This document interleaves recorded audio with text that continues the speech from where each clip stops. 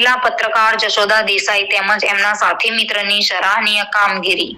RMG ન્યૂઝના સહતંત્રી અને સાથી મિત્ર ઘરેથી ભૂલા પડેલા વૃદ્ધ માતાને 181 મહિલા પોલીસની સહાયતા મેળવી વૃદ્ધ માતાને એમના ઘરે પહોંચાડી સરાહનીય કામગીરી કરી સમાજમાં ઉત્તમ ઉદાહરણ પાડનાર મહિલા પત્રકાર જશોદા દેસાઈ તેમજ એમના સાથી મિત્ર અંસારભાઈ ખટીક આજ રોજ બપોરના સમયગાળા દરમિયાન એક વૃદ્ધ માતા આરએમજી ન્યૂઝના ઓફિસ નીચે બેઠા હતા।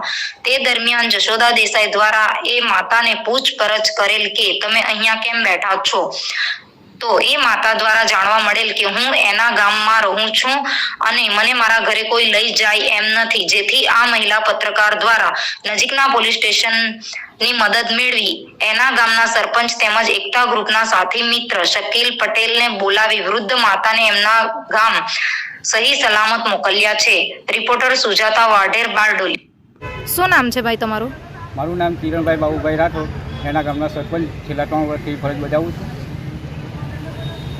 શું થયું હતું? હવે જે દાદી ગજરાબેન મોહનભાઈ રાઠોડ થોડુંક માનસિક મગજ થોડુંક એ છે, એના કારણે એમણે બારડોલીના કોઈક જગ્યા પર મળી આવ્યા અને પોલીસ સ્ટેશનમાં એમને હાજર કર્યા અને મને ફોન દ્વારા જાણ કરવામાં આવી, વોટ્સએપ ફોટા દ્વારા, એટલા માટે અમે પોલીસ સ્ટેશનમાં લેવા માટે આવ્યા। બા સહી સલામત મળી ગયા? હા, મળી ગયા। ઓકે ભાઈ, તમારે કંઈ કેવું છે? તમારું નામ શું છે? મારું નામ શકીલ પટેલ છે, એકતા ગ્રુપ તરફથી।